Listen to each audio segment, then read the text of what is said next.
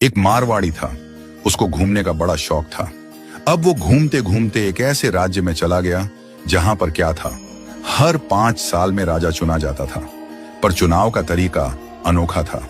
एक हाथी आता सूंड में माला लेकर और सबके बीच घूमता था। जिसके गले में वो माला डाल देता वही राजा बनता था। अब क्या हुआ, हाथी आया माला लेकर, थोड़ी देर इधर उधर देखा और जाकर माला इस मारवाड़ी के गले में डाल दी। मारवाड़ी हैरान, अरे भाई, मैं तो घूमने वाला आदमी हूं, ये कहां फंसा दिया।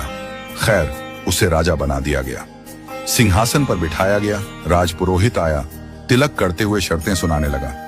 भैया, आपको 5 साल के लिए राजा बनाया जा रहा है, लेकिन 5 साल पूरे होते ही आपको यहां से सैकड़ों किलोमीटर दूर एक उफनती नदी के किनारे छोड़ दिया जाएगा।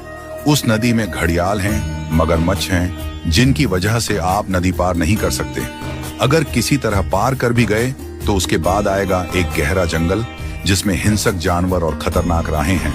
वहां आप जानो और आपकी किस्मत। अब तक जो भी राजा बना था उसे मालूम था कि 5 साल बाद मरना तय है, तो वह 5 साल बस ऐश करता था, भोग विलास, मजा, तामझाम। लेकिन यह मारवाड़ी अलग निकला। उसने सोचना शुरू किया, अब मुझे 5 साल बाद क्या करना है। राज्य की जो भी आमदनी आती थी उसमें से 51% जनता की भलाई में लगाने लगा और बचे हुए 49% से उसने अपने आगे की प्लानिंग की। पहले साल उसने नदी पर एक पुल बनवाया, दूसरे साल उस पार के जंगल को साफ करवाया, खेती के लायक जमीन बनवाई, तीसरे साल वहां सड़कें बनवाई, लोग वहां बसने लगे, गांव और मोहल्ले बनने लगे। चौथे साल एक छोटा सा महल बनवाया जहां वह आगे जाकर रह सके। 5वें साल अपने जीवन भर का खर्च, जरूरी चीजें, अनाज, सब कुछ वहां स्टोर करवा दिया।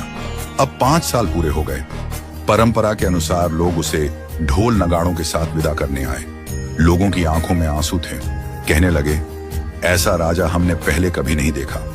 वो राजा था मारवाड़ी, शांत मुस्कान के साथ सबको प्रणाम किया और उस पुल पर चढ़ गया जो उसने खुद बनवाया था। लोग अवाक रह गए।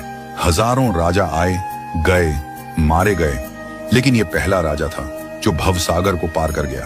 कथा का संदेश, हम सभी इस धरती पर सीमित समय के लिए आए हैं। ये जीवन 5 सालों की तरह है।